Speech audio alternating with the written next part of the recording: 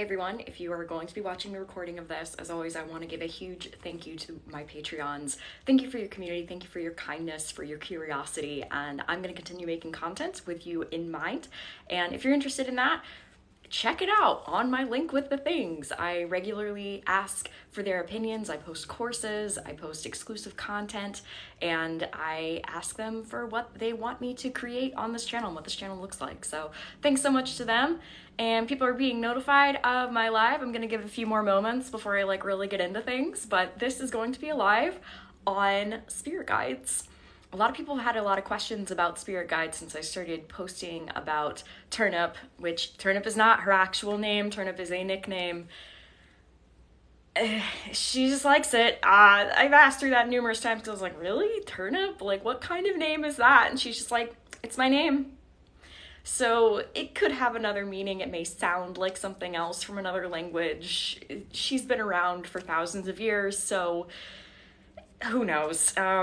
Sometimes spirit guides don't even give a name. They might give an association or something like that. So I've got something to call her, so I'm just gonna call it at that. And then if she decides to change it one day, or if I get a new understanding of what she was trying to say the whole time, great. Hello, I'm glad that I'm back on your For You page. The algorithm is weird. A lot of people have been saying that, and I'm curious kind of what has been going on. I do keep regularly posting. I've got a regular posting schedule, and I'm gonna keep at it almost every day. So there's that. I'm also on other platforms. Thanks for following. Thanks for the love on my videos. But yeah, if you want to check out more, I do post all of my skits pre-released on Patreon, as well as some of my Q&A videos I also release there all in one big chunk. And then, of course, if you want other content, such as this recording, will be going up on my YouTube as soon as I can get it. So, hello, Caitlin. Yeah, the algorithm is definitely interesting. Advice for channel writing. Yeah, just do it. I know that's easier said than done, but go with a thought. I'd say get into a daydreamy kind of state and just go with it. A lot of authors do channeled writing without recognizing it, and it has been the coolest experience when I sit down with people for a guide reading and then start describing a character in one of their writings or books. This has happened more than a handful of times where I start describing a personality, or I just start describing a physicality, and they're like, what? I know this person, I wrote about this person, I have a story about this person. I think one of the coolest things was I described this one guy and how the last time he was in a physical iteration, he would go to work on a train and it was a very specific time period and all of this, and I'm like describing physical features, and then I look up at the person and my client was like, I have a short story about him that I wrote 10 years ago. And I was like, well, there you go. So it has been the coolest thing. So yeah, if you want to get into channel writing, just start. If that means writing down, I feel someone saying this, or I think they're saying this, or writing down just dialogue, or writing down just descriptors of what you're getting, do that. Don't limit yourself with being like, I'm not sure what they're saying. Say what you think they're saying. Start somewhere, because if you start and at least try and put yourself out there, that's when you're going to have openings to other communication where you might be corrected. So for example, you might write something down and feel like it's entirely off, and then that means, oh, backspace a little bit, how can I reread that situation in order to better understand it? I don't think our guides are ever expecting us to understand things perfectly. We don't understand things perfectly with humans. Even when we're having conversations, sometimes we have to ask for clarification to be sure that we're understanding what in the world is going on. So give yourself that grace when you're talking with spirit guides and when you're having spiritual communication in general. Yeah, glad you're back. I've never done a live at noon before. It's noon on a Tuesday, and my hair is up like this because I'm going to be filming some more reenactment skits. Ghost skits are coming back. I had to catch up on the My Sassy Spirit Guide stuff because there were a lot of questions and I wanted to answer those, so I started making more content on that. But ghost skits are going to be back later this week, and all that's been pre-released on Patreon. So, what words do you use to communicate with spirit guides? Whatever words you want. And that all kind of ties in. Thank you for the gift. It's a heart. I love that. That's a broken heart. There we go. Yeah, I want to get in. I wrote down some common questions that people have been asking on my spirit guide videos. Hello. And I will be opening it up later down. So if you ask a question that I'm about to answer, I will get into that. If you join later and you're watching this and you're like, wait, is that going to happen? Yes, I will put up timestamps and everything like that on YouTube. So you get a kind of layout for how this is going to go. Questions that I have that are very common on my videos, starting from the top. So what are spirit guides? Does everyone have them? How many? Are they with us all of our lives? Who may they be? Are they as judgmental as we might think? That's an important one. Are they all sassy? What is Turnip? What is Turnip to me? How long has she been with me? How long has she been with me? Sorry, my words were like on that one. How does Rupert feel about Turnip? Has Turnip met Molli? Those are probably the most common questions. So I wanted to make a live where I can answer this. Yay, heart! You know what? Whenever somebody gives me one of those hearts, I'm gonna do that. So it's just gonna be super funny on the recording, me being like, bee! So here we go. So the first question, what are spirit guides? Spirit guides are those who have a higher or grander or greater understanding of what we need to achieve in this life in order to feel like we have been fulfilled. That is a raccoon. That is so funny. Thank you. I love raccoons. Somebody gifted me a raccoon. Thank you. So here's the thing. I do like to break up spirit guides in kind of frequencies because we can have spiritual guidance from spirits without them being more like a high frequency guide. And please understand when I say high, I don't mean like heaven and hell. That is a Christian understanding. There's so much more than that. So when I say high frequency, that's what I mean. I don't necessarily mean like light and love. Some people's will be light and love. Some people's will be something else. And both are good. Both are fine. They work with us according to what we need worked on in our life at our time.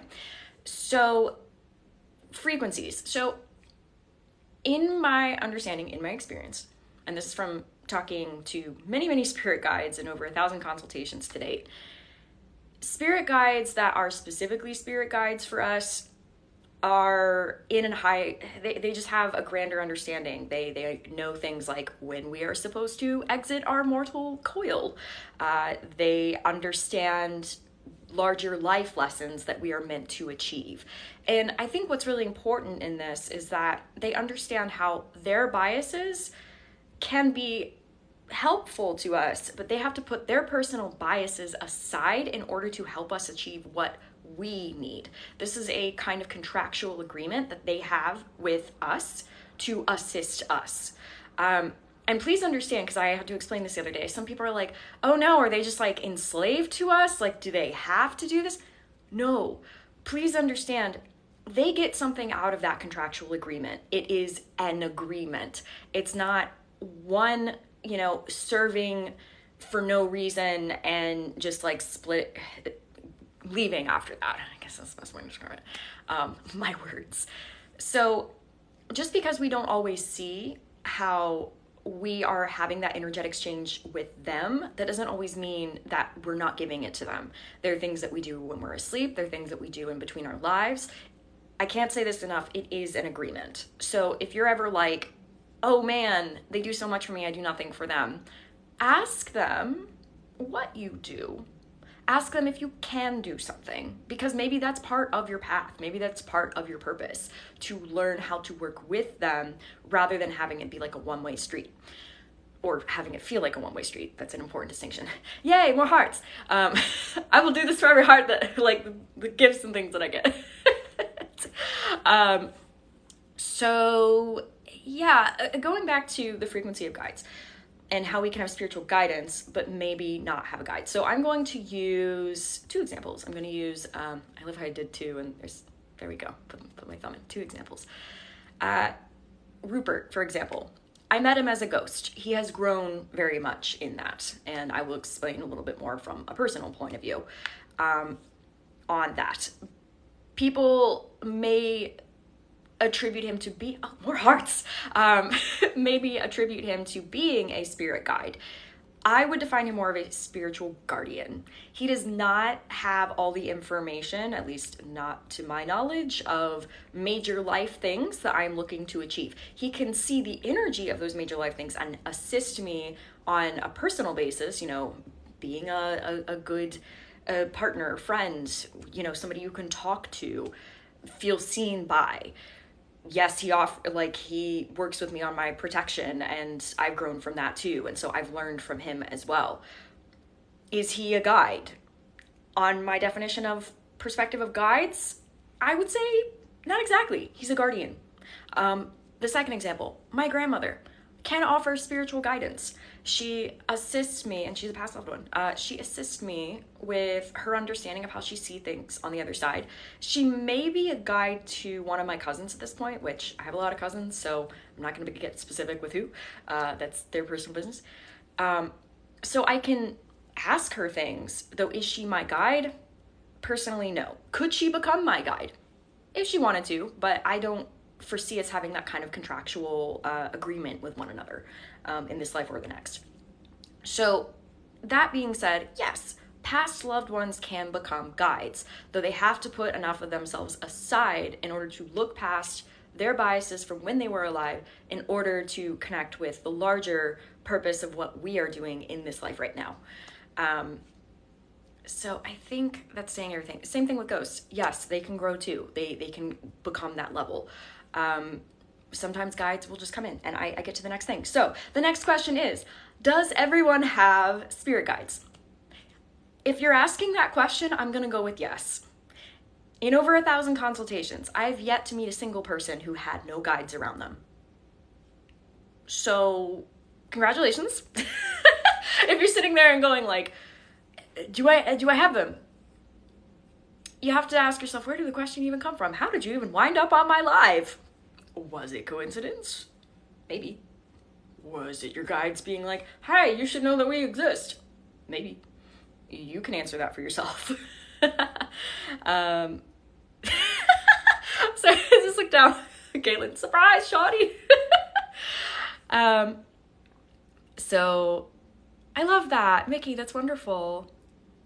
I would be proud of him too. That's wonderful. So yeah, you can see this grow and that sort of thing. I have seen past loved ones become guides, so that's fantastic. So yeah, I did just see a question that I do want to answer. It was like, well, how do you find out who they are? Ask for signs. And I am going to cite liker of words here, because she talks about spirit guides the way that I talk about ghosts. So between our two channels, there's much to learn. One of the things that she said with the spirit guide is just start with any description. Just kind of like, to get into theta state, start daydreaming. That's it. Maybe that means coloring. Maybe that means taking a walk. Maybe that means staring at a tree. Get into a kind of daydreamy state and then ask, hey, one at a time, because that's important. One at a time, show me an image. And then get descriptive with your image. Get super descriptive with your image. Like, describe it to yourself like you are writing a book. So maybe that means actually writing it down. That's okay. Maybe that means making a voice memo. Also okay. Maybe that means drawing something out, painting, getting creative. Great. Do whatever helps you. And then when you feel right about that image, and I say mostly right because sometimes we can doubt ourselves, and that's totally normal. When you feel mostly right about that image, just let it be and just be like, all right, this is the image that I have. This is the image that I'm going to see in my mind's eye.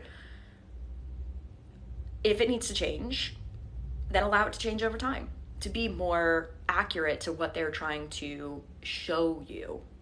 Totally okay. It happens sometimes. Also, we change in physical appearance. They can change in physical appearance. It doesn't mean we have to doubt everything about everything. It just means change will happen sometimes. I've seen Turnip in 3 different forms at this point. Now, granted, she projects to me what I'm able to perceive. Different guides will work with different people. Sometimes it is to throw them off and make them work harder. Sometimes it is just to be like, hey, I look like this, period. So yeah, start with that. Yeah, heart. And let's see, words. Oh, the next question, I think this is important. How many spirit guides do you have? I would say, yeah. Focus on one at a time. You know, if you're going to draw that picture, one at a time. Otherwise, it gets confusing, and that's totally normal. When I do spirit guide readings, I connect with one at a time.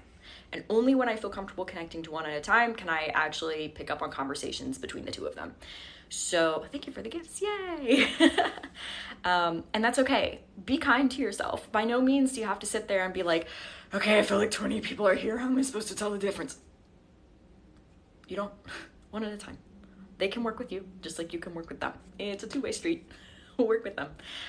If you're wondering how many people you may have or how many folks you may have, ask to see signs in the physical. Ask them to send you a number. Ask it to like hit you in the head how many there are, how many are associated as themselves.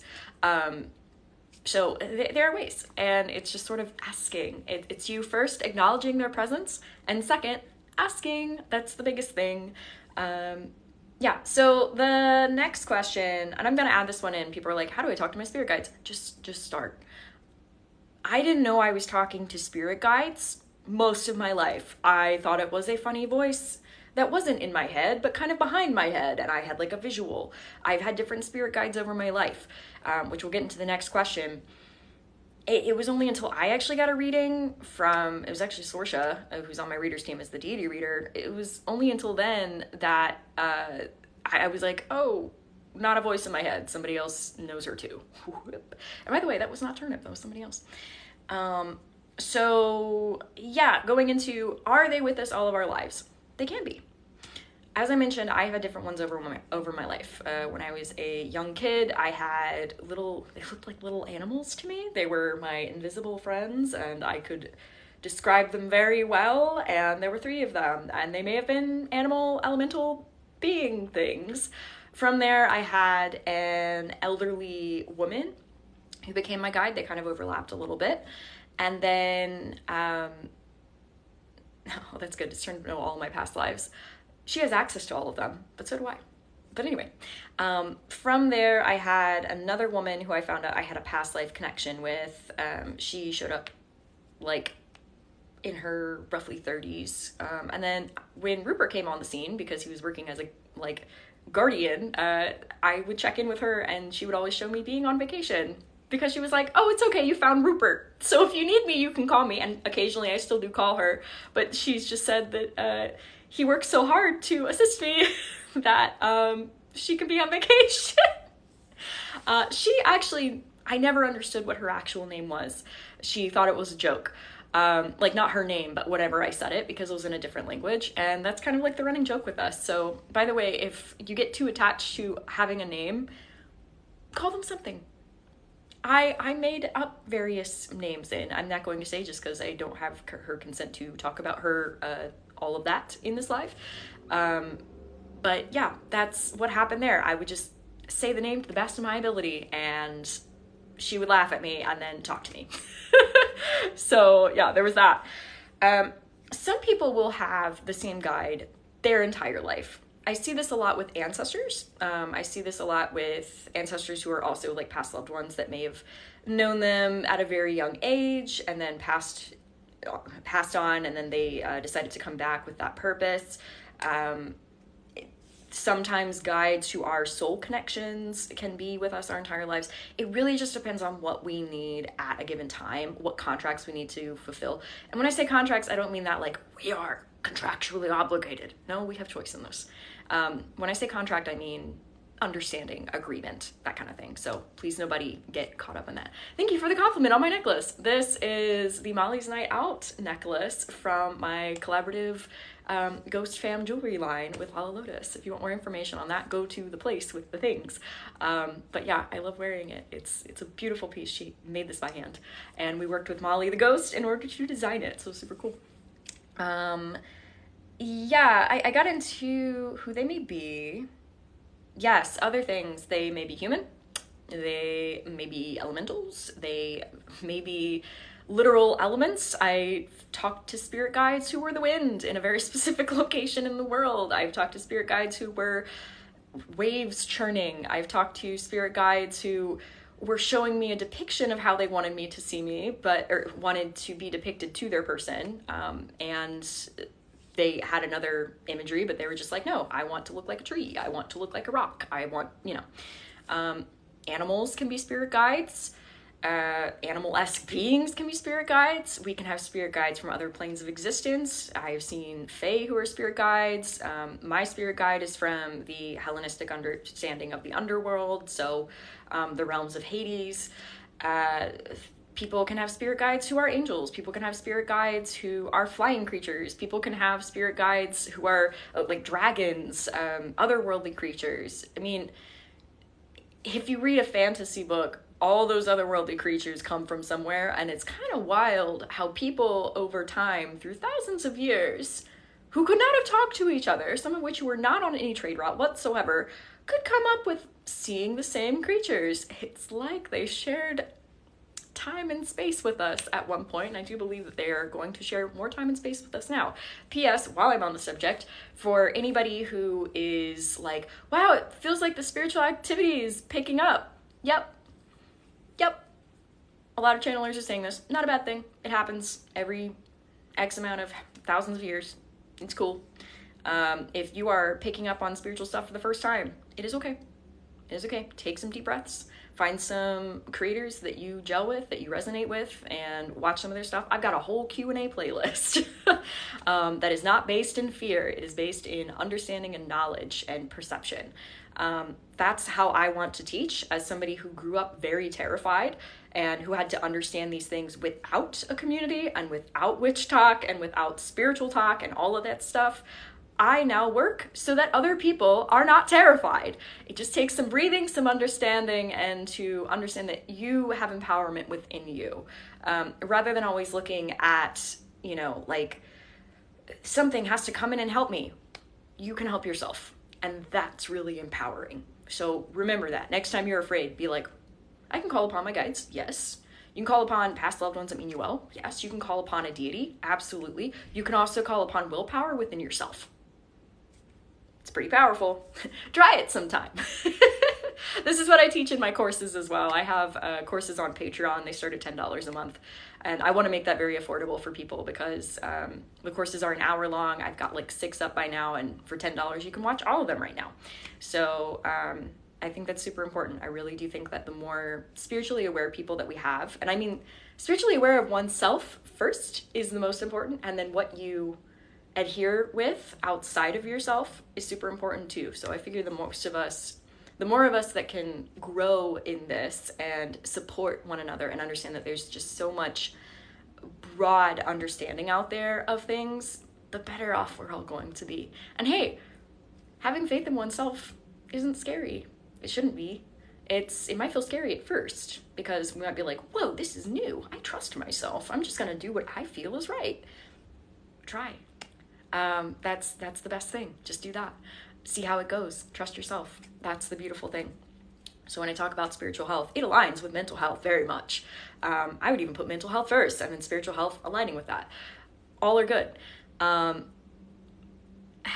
I met, hey heart, Greek underworld god? Yes. I have met a variety of higher beings from the Greek underworld. Turnip is known by Hades. I know I am known by Hades, which I'm not going to get into that. But generally speaking, I don't mess with Hades out of respect. I have dear friends who do work with Hades, and it's wonderful. I have a high respect for Hades to not bother him. However, that being said, I know who I am, and I know how I work, and I know who Turnip is and how she works, and so I just have a mutual respect for Hades at that point. I do work with creatures, beings that do work for Hades. I have worked with Hecate or Hecate before, and she's typically who I go to on accounts of that because Turnip and I, through extension, work for her. So yeah, there are other creatures in the underworld too. I just do what I can to show my respect, and if we need to work together, we will. Flower, yay!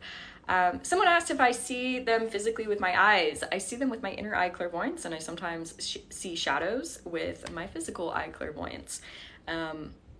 And when I'm in the underworld, that is an astral experience, so I see all of that up here. And I see shades of blue and black. Hello, thank you for the heart. I don't know if anybody else has experienced that in astral, where like you go to different places and you see different shades. It's very interesting. I can do another live on that. But if you want to know more about how I perceive things, I've got a live up on YouTube talking about my consultation style, and I go into further detail on how I perceive spirits. So that being said, let's see.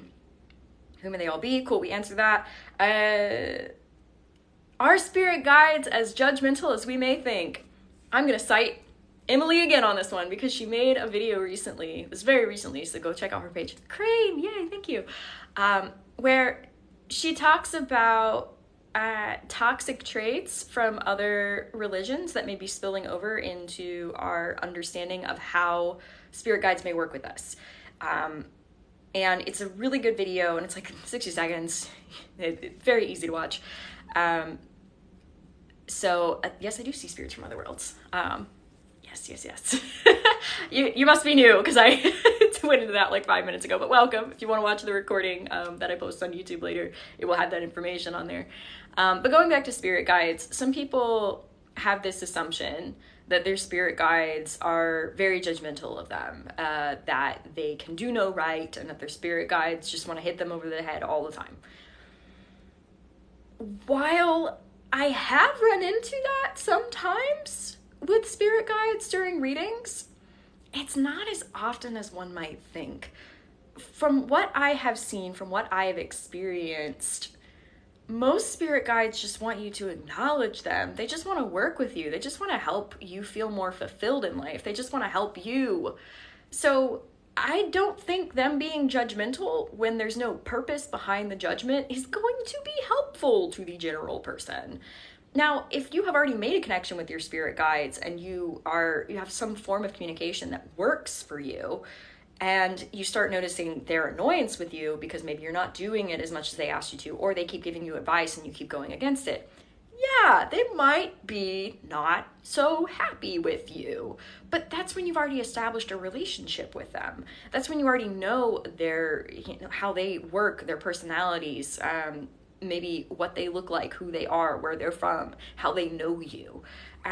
So generally speaking, spirit guides are not as judgmental, I don't think, of people as some may think. That being said, they do have humanity. Or not humanity, but they do have personality, because not all of them are human. They do have various personalities, and we should acknowledge that. Sometimes I will talk to a spirit guide, and they are so sarcastic, but they still obviously care for the person that they're working with.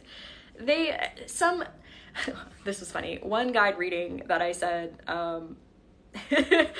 I did a reading for this guy, and the spirit guy comes on the scene, I'm describing him and that kind of thing, and he was being so sarcastic, and I was just like, I felt really weird about it.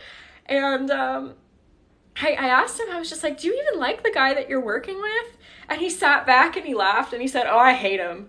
And that's when the client started laughing, because he was like, this is who my friends are. When we all hang out, these are the kind of friends that I gather around me, the kind that would be like, oh, I hate him.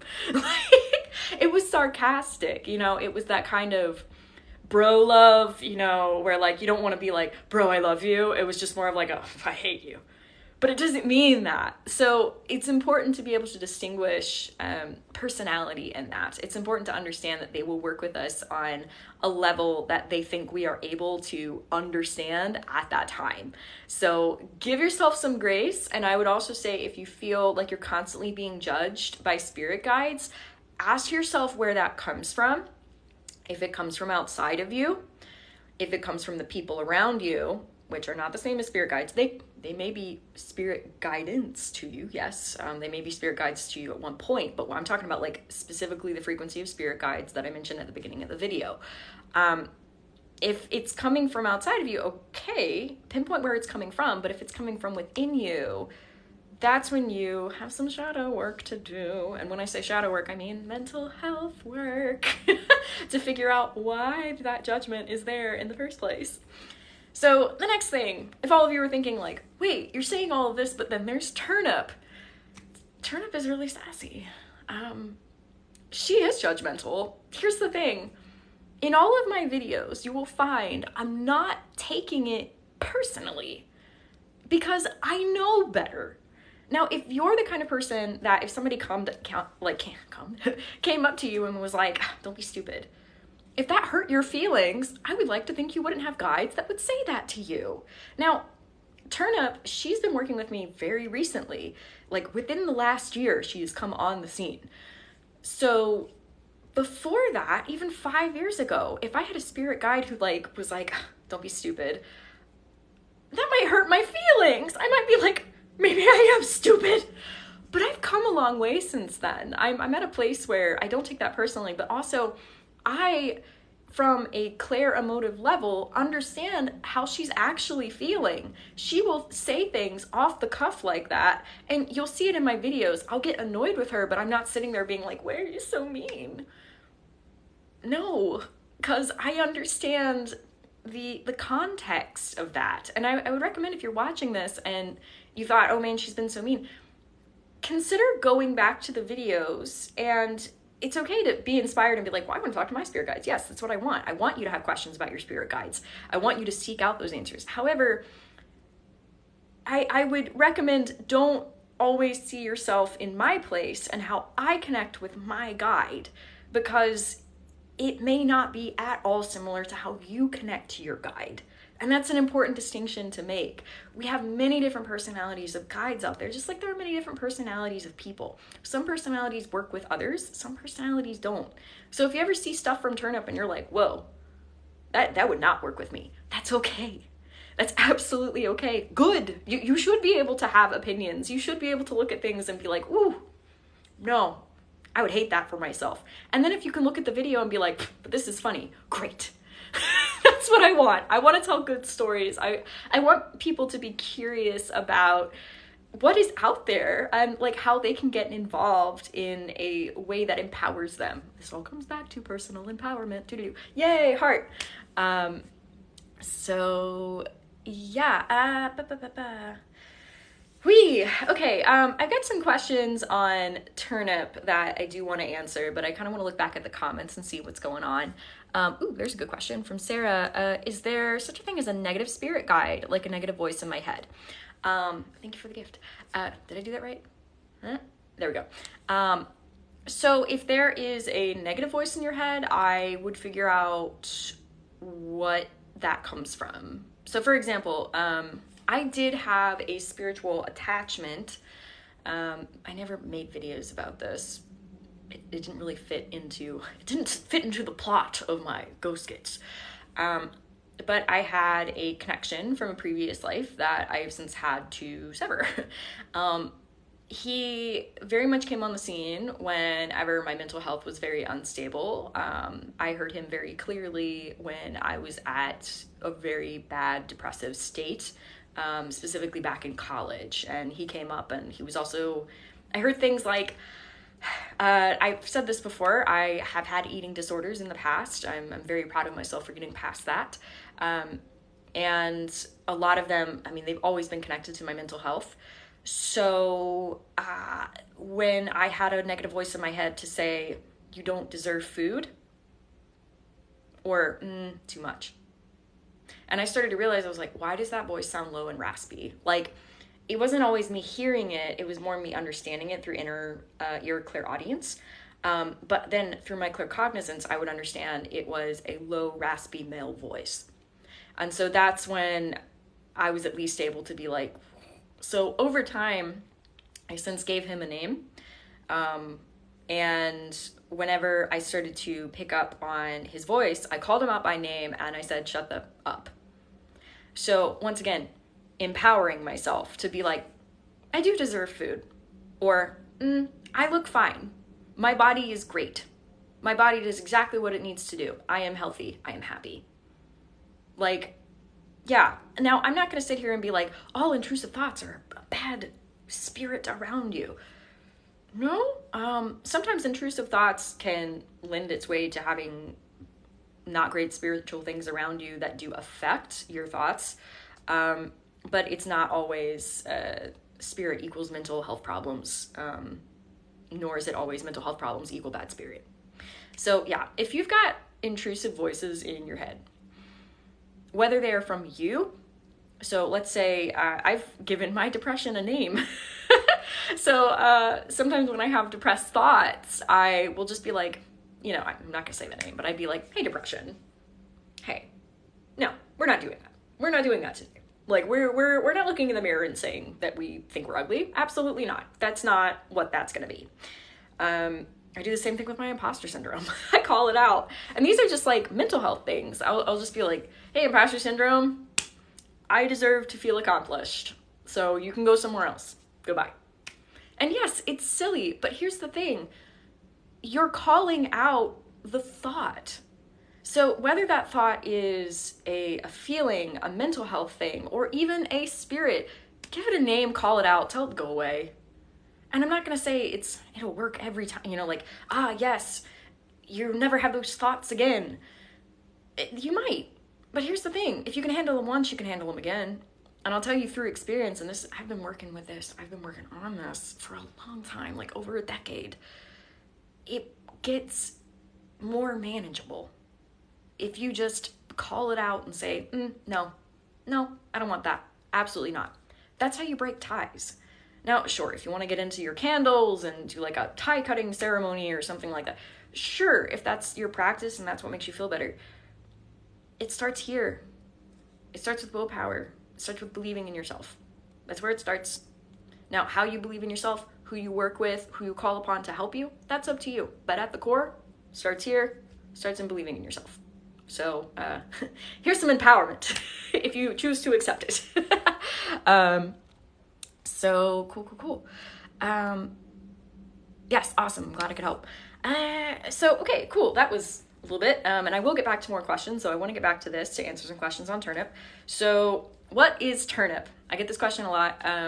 So there's an episode, but there is a skit where I talk about her being a lampad or a lampade, depending on where you're going from. A lampades or lampeds. And if you're like, wait, why did she correct you? She doesn't care about English. she doesn't speak English. I understand, like, it goes through she speaks a little bit of underworld, which is like his own language. She knows some English, but there are times where I'm just like, yeah, this word. And she's like, what? So I understand her clairimotively and claircognizantly, the same way that I would understand somebody who speaks another language.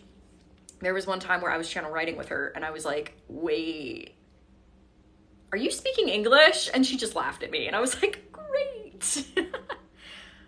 Oh yeah, I can't wait to have a consultation with you. Thanks, Randy. So yeah, a lampad is, I'm going to say lampade. That feels better today. We'll see how I feel tomorrow as a not scholar person.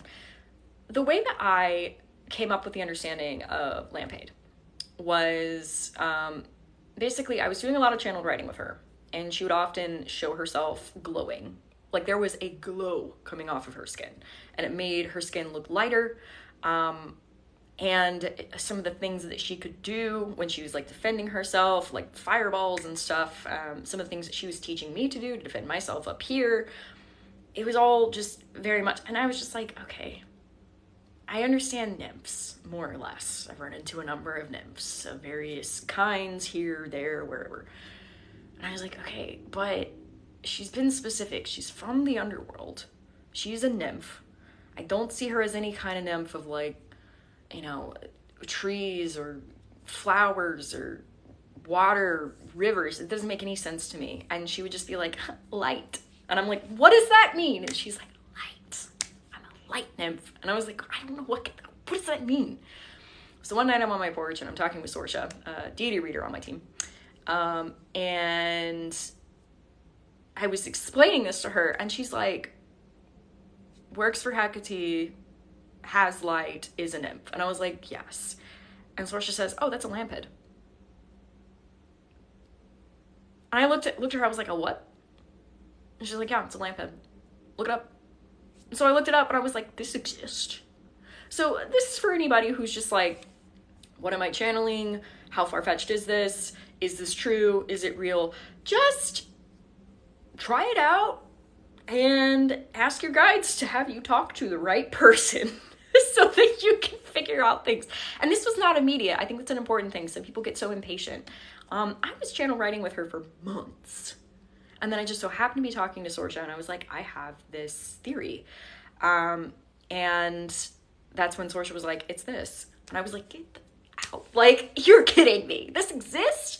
So that's why it's just important to, when you're connecting, just connect so long as you feel safe and comfortable doing it. It's okay. So yeah, that's what she does. She assists souls in the underworld to understand where they are, light their way, similar to what Hecate or Hecate does with using her underworld light in order to help souls to get to where they need to be. And that's also in part what I do. Rebekah the Ghost Guide has a whole new meaning now. So not only ghosts, but like spirits in general.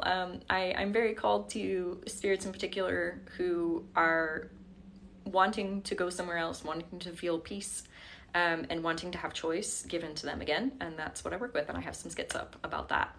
I wish, sorry, I was reading a thing and I was like, wait. I've actually got another skit that I'm filming today about helping a spirit just get to where they wanted to be, which is not always heaven or the light or underworld or afterworld or whatever you believe in. Sometimes it's just energy that has been displaced and wants to go back to where they see home, wherever that may be in whatever time, because time is not linear. So there we go. Yeah, there was another sort of thing. There was a question. Oh, poop. I'm going back. I'm like, where did that question go? Because I saw it. Hello, Sweden. What year does Turnip come from? Okay, so I'm going to get into this more, I think, in other skits. And thank you for the gift. I always do that wrong. There we go. So Turnip was incarnated as human first. And this was, from my understanding, about 6,000 years ago. And it was in modern day Iran. And I was able to figure that out because she was giving me a lot of images. And then I'm very into geography and reading the energy of geography. And I matched it to the Middle East. I saw her originally having tan skin. And yeah, I looked up some ancient civilizations out there and it's been like super exciting to learn about. But yeah, she essentially was human first, and through, oh goodness, that's too long of a story to get into right now. But later, all of that, she wound up in the underworld and she eventually got her position as a lampad. In one of the skits, it talks about her acquiring the skill set from a lampad that didn't want it anymore. I'm still deconstructing that. And you can see it in the skit where she's like, she didn't want it anymore. And I'm like, wait, what? Huh? And she's just like, I relieved her of her powers. And I'm like, wait. Did she agree to this? I know that iteration of Hecate at the time, from my understanding, did not approve of that. Turnip has a tendency to do things that are a little bit against the rules, but please understand, it's not like Turnip is just able to do whatever she wants. There are repercussions depending on the situation and how bad it is. So I never want people to think like, oh, when I get to the underworld, I can do whatever I want. Things are just like crazy down there. They're just different. You may have noticed how I talked about Hades earlier. You don't get away with stuff with him. So yeah, she's gotten in trouble. I have a skit about that where she burns down the ferry that goes over the river Styx and kept souls from Hades. And that was bad. That was really bad. I think that was, I'm getting like 4,000 years ago on our time, but their time is different. So like, does it even compare? But yeah, there's some kind of backup there. Excuse me, my lips got too puckered on that one. So anyway, Can you be guides when you pass? You can, if that is what you choose to do. Yeah. Though you have to come to terms with where you are, the life that you have lived, and get past your biases of this iteration and others in order to work with somebody else on how to live a fulfilling life for them.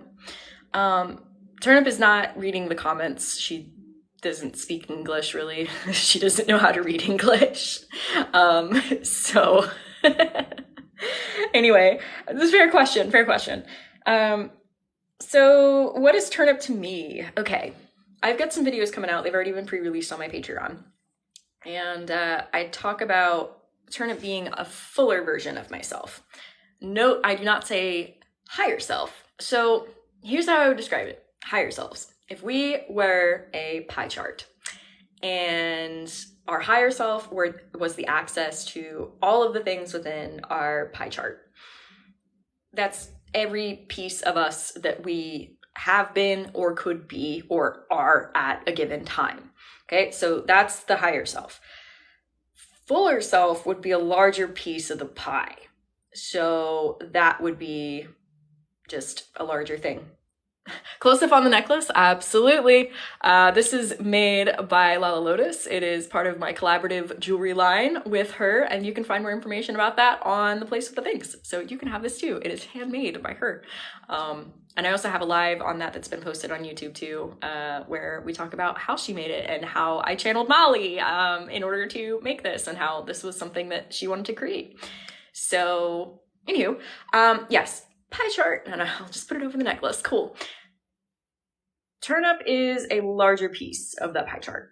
And then I am a piece. And then for right now, I know that I have at least 2 other parallel lives out there. I've channeled where they generally location are and what species they are, and I'm going to leave it at that. So yeah, they're like thinner pieces. I'm a relatively thick piece. It's funny to be like, I'm a thick piece. Oh dear, I feel like my mods are going to let me hear that one again tomorrow. Thank you, mods, for existing. Love you so much. But anyway, yeah, Turnip is a fuller piece. That means that she has more access to a lot more information. Here's the thing. In order to access any of that information, any of those pieces can be like, hi, other pieces. Hello, higher self. Let's have a conversation. Let's figure out stuff. So all of that to say, is Turnip my higher self? No. She's not that conscious collective of all of my states. She is the larger collective of my states. A next question that you may ask, yay, heart. I love how it goes like that afterwards. So some of you, what was the point I was going to get to? Bummer. Yes, okay. Another question is that I've gotten, like, do all people have a fuller part of their soul as their spirit guide? No. All of my spirit guides until her were entirely different folks. They were related to me through soul contracts or soul connection, soul family, and some people have like ancestral family. Out of all the readings, and granted, this is what a spirit guide chooses to say. You know, spirit guides by no means have to tell us everything, and good, consent is a thing, right? Out of all of my spirit guide readings, which once again is like getting to be like, it's like well over 1,000 at this point, it is a rare thing for somebody's fuller self in any capacity to be their guide. The reason why that happened with me is Turnip got in trouble. Remember how I said nobody is beyond all of the rules? Turnip got into trouble, and I was supposed to have 2 other spirit guides, and one of them is still around as my past dog, Mira. It's a smaller sliver of the fuller guide that I was originally supposed to work with, but we've all worked that out, and that's fine. I can still call upon the larger or the fuller version of Mira if I need that. But she's a busy lady. Oh my goodness.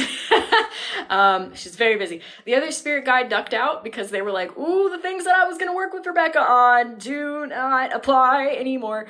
And this is an important thing to note as well. Some people are like, oh man, am I stuck with whatever spirit guide I get? Most of the time people like their spirit guides.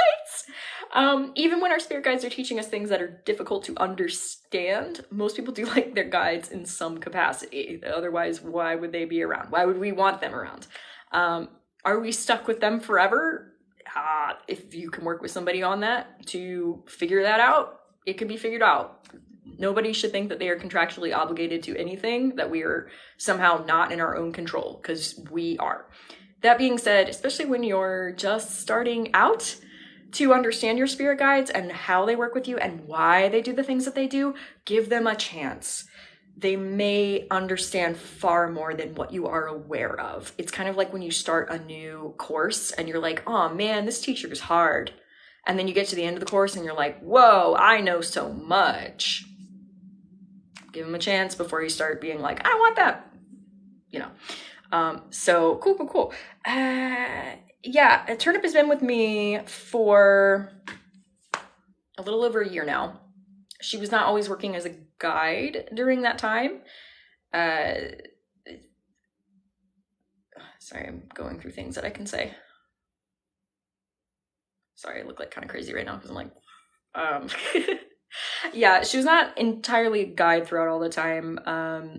I will at some point be writing a fiction book or a fantasy fiction book on a lot of the things that have transpired over the past year and why so much has changed for me in a very short amount of time. All the same though, now that it has changed, now that I have the awareness that I have, it is what it is. And I played a part in it because I chose to play a part in it. And that's always important to note for yourself. We have choice. We can look into things if we want. That doesn't mean that everything is just free for us to get into. There are rules. There are rules here, just like there are rules in other places. All I have to say, Turnip and I, looks to be, she's with me for the long haul. So another popular question, how does Rupert feel about Turnip? So the plot thickens. I found Rupert's fuller self, and wouldn't you know it, Rupert's fuller self and my fuller self have a thing. It's actually a very serious thing. They're very much together. Like it's been recognized by the gods that they are a couple. Understanding, depending on the pantheon that you are in, will change. It doesn't always mean it has to be monogamous. Like there are different rules everywhere. It's just like a whole thing. So that's I'm not gonna get into that now.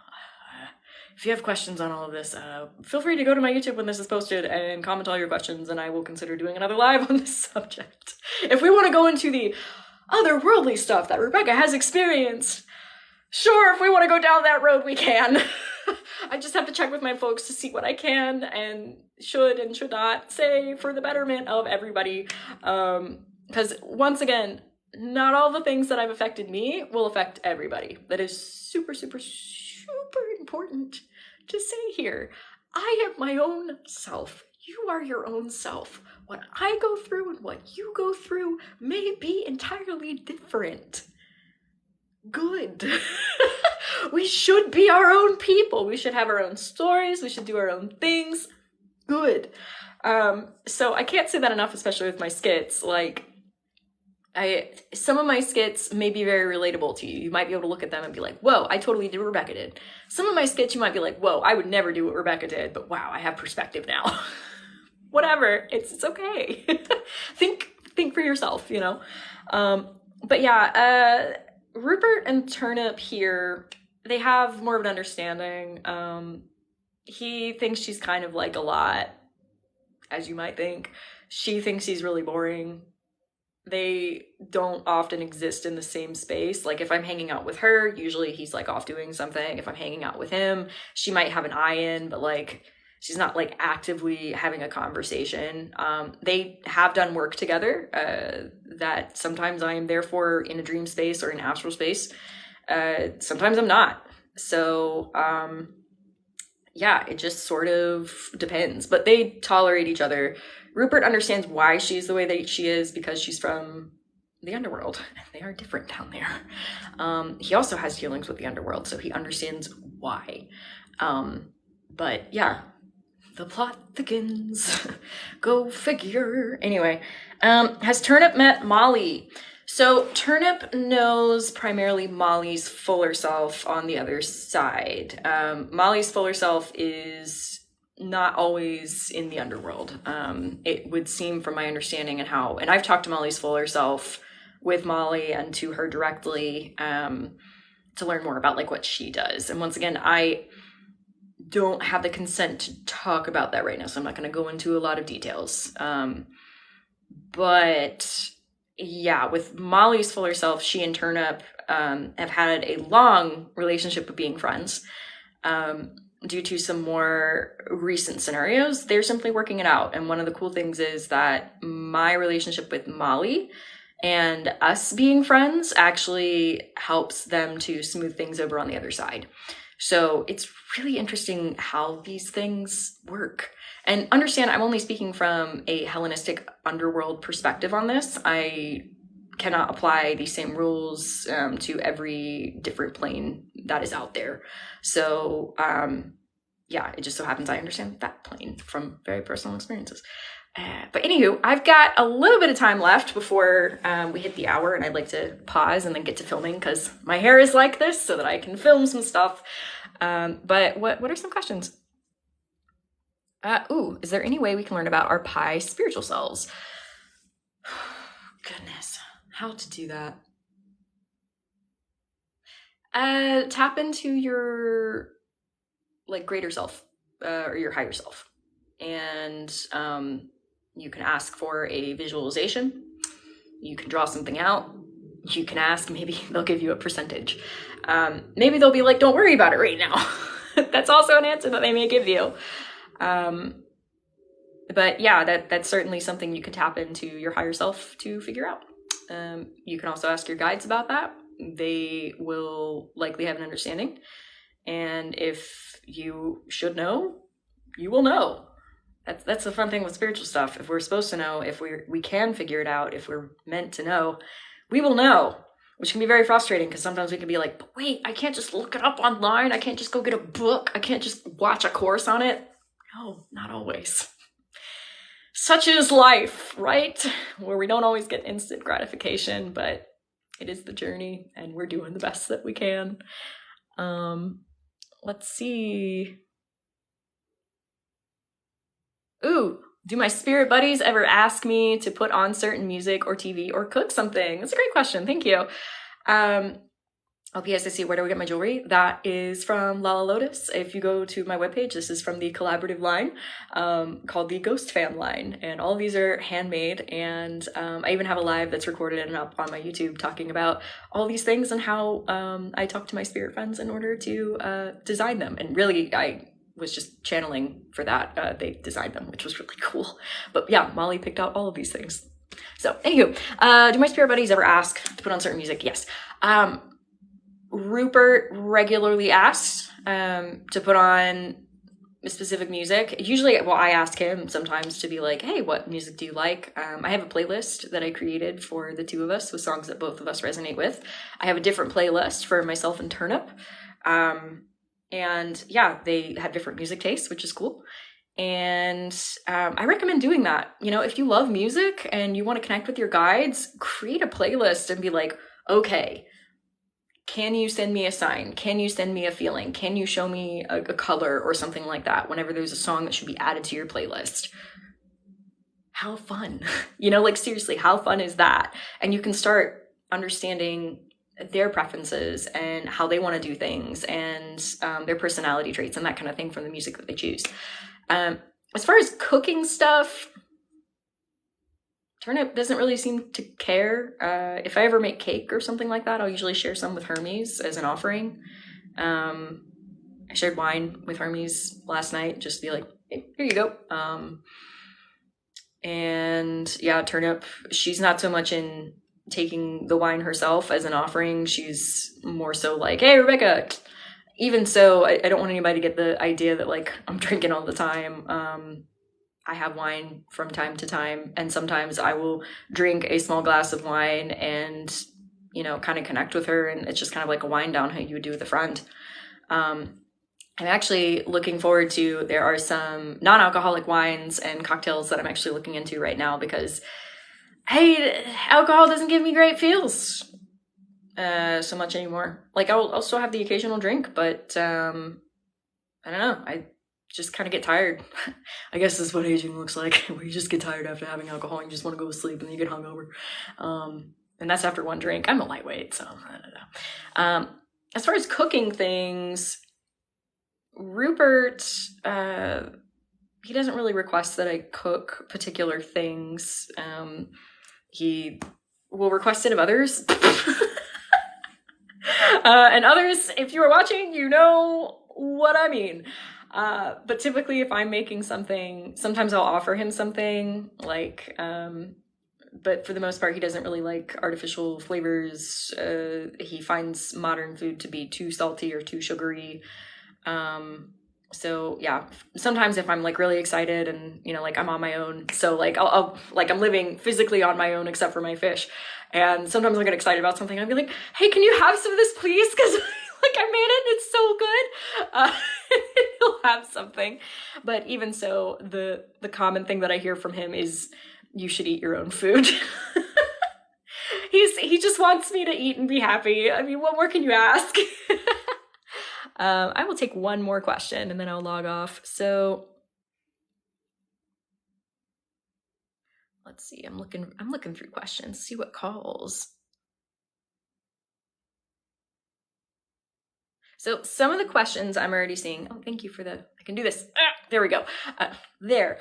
Some of the questions I have already answered in this live throughout the hour. So rather than repeat them, I'm going to direct you to the tube of you where this is going to be put up as a recording later.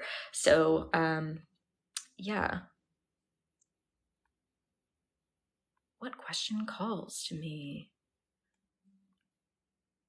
Oh, some of it. Doop-a-doo. Going back through my questions to see what's up.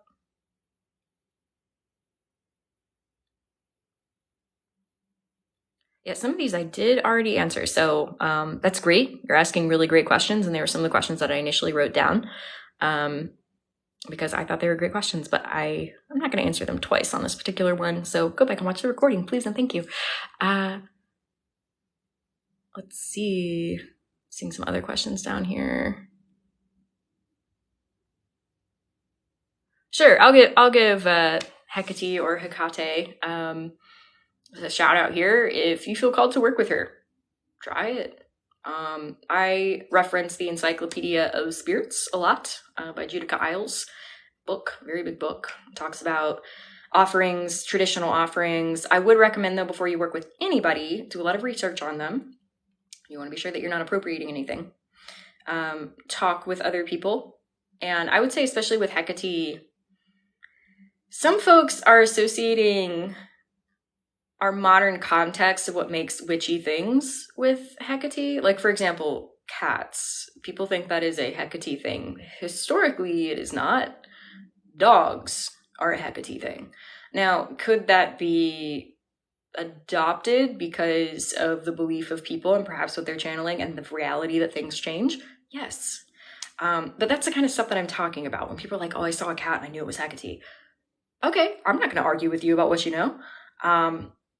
For me, if I'm going to see a sign from her, it's going to be a big black dog.